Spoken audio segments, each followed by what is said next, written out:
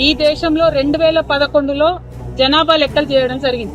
2011లో చేసినటువంటి జనాభా లెక్కలలో మన తెలంగాణ ప్రాంతంలో 83 లక్షల ఇండ్లు అంటే 83 lakh హౌస్ హోల్డ్స్ ఉన్నాయని చెప్పింది. ఆనాడు వాళ్ళు చెప్పినటువంటి జనాభా, కేంద్ర ప్రభుత్వం చేసిన జనాభా లెక్కల్లో 3,50,00,000 మంది జనాభా ఉందని చెప్పింది. ఏది 2011. 2014లో ఎప్పుడైతే తెలంగాణ రాష్ట్రం ఏర్పడ్డదో కేసీఆర్ గారు నిర్వహించినటువంటి సమగ్ర కుటుంబ సర్వే ఒకటే రోజులో చాలా పటిష్టంగా విదేశాలలో ఉన్న మన వాళ్ళని కూడా ఇంటికి రప్పించి చేసినటువంటి సర్వేలో వచ్చిన లెక్కలు ఏంటంటే 1,03,00,000 హౌస్ హోల్డ్స్ ఉన్నాయి మన దగ్గర. 1,03,00,000 హౌస్ హోల్డ్స్, 3,68,00,000 జనాభా అని ఆనాడు మనం అనుకున్నాం.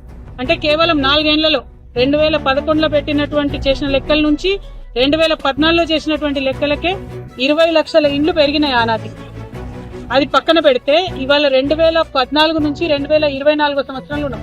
10 సంవత్సరాల తర్వాత వాళ్ళు లెక్క పెట్టేటప్పటికి, ఇది మనం ఉన్నది 25లో కానీ వాళ్ళు లెక్క పెట్టింది 24లో.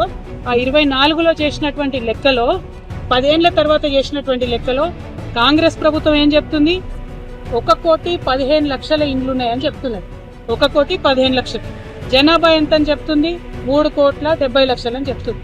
మనకు 11 నుంచి 14 వరకు చేసినటువంటి లెక్కలలోనే సంవత్సరానికి 6 లక్షల కుటుంబాలు పెరుగుకుంటూ పోయినాయి. ఆ లెక్కన చూసుకుంటే ఈ 10 ఏళ్లలో ఎన్ని ఇండ్లు పెరగాలి? కనీసం 60 లక్షల కుటుంబాలు పెరగాలి.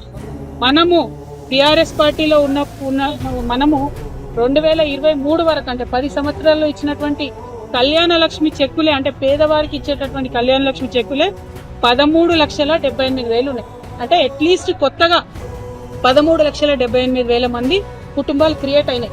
కానీ ఈ ప్రభుత్వం చెప్పే లెక్కలు ఎట్లున్నది? 12 లక్షలు కూడా పెరిగినాయని చెప్తలేదు.